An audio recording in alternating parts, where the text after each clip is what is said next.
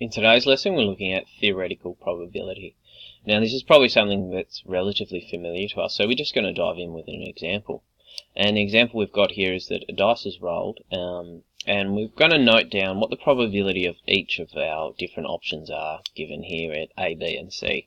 So we've got we want to know what the probability of rolling a normal six-sided dice is and bringing up a 1, the probability of rolling an odd number, and the probability of rolling either a 4 or a 6.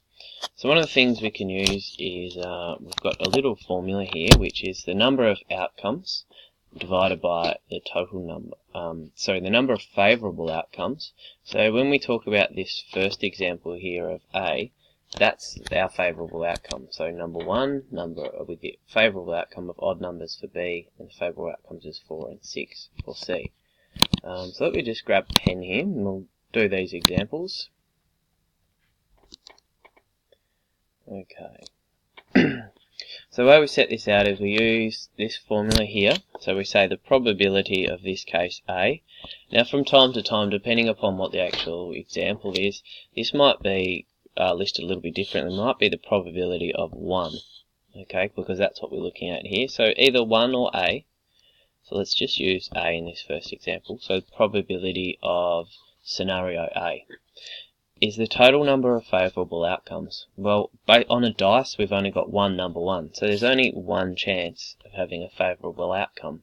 And the total number of outcomes, well, there's 6 sides to a dice, so 6. So the probability of scenario A, which is the number 1, is 1 in 6. Nice and simple. Okay, let's have a look at the second one. So the probability of scenario B, or we might like to write it as the probability of odd numbers, is equal to the number of favourable outcomes. So our odd numbers on the dice are 1, 3 and 5. So we've got 3 favourable outcomes there, and there are 6 sides to our dice, so 3 over 6. So the probability of rolling an odd number is 3 over 6, and we can obviously simplify that to be 1 over 2, so a half. Our last one, so the probability of scenario C is equal to the number of favourable outcomes. So we're talking about either rolling a 4 or a 6. So we've got 2 of those over the number of outcomes, which is 6, and we can simplify that to be 1 over 3.